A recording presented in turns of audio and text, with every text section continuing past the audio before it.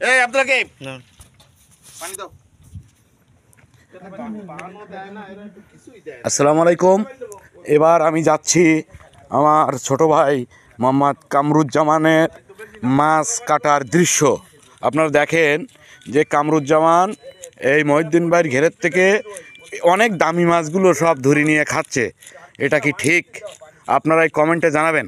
Digital পদ্ধতিতে এবং মাছ কাটা হচ্ছে। সে কিন্তু আমি দেখলাম কয়েকদিন আগে একটা পিকনিক এখানে হয়ে গেল, আবার আজকে পিকনিক হচ্ছে। সেই সব কাজের ওস্তাদ, সব কিছু সে একটানা করে, কাজগুলো করে।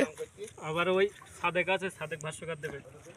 আমি তাই আপনাদের কাছে জানাচ্ছি, মহিউদ্দিন খুব কষ্ট পাইছে আজকে।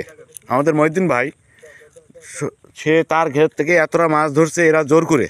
আমি বললাম এত মাছ ধরার দরকার নেই, বললো না তা হবে না।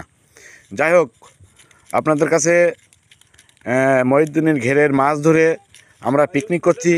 মহিউদ্দিন ভাইয়ের ঘেরের মাছ ধরে আপনাদের কেমন লাগলো আপনারা জানাবেন। আর পরবর্তীতে আপনাদের কোনো পরামর্শ থাকলে, যদি মনে করেন আবারও তার ঘেরে যেতে হবে, আপনারা জানাবেন যে আবারও তার ঘেরে যে এই মাছ ধরে আমরা পিকনিক করি। সবাইকে ধন্যবাদ। সঠিক জানিনি। সেভ করবো কীভাবে? না এইভাবে সেভ হয়ে যাবে? আচ্ছা,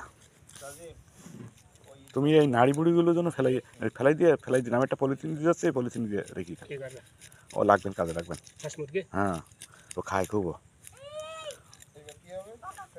চিনি লাস তুমি আর আমি জানবে, এ নিয়ে বলে আবার টিটকিনি মারবে। আচ্ছা ঠিক আছে।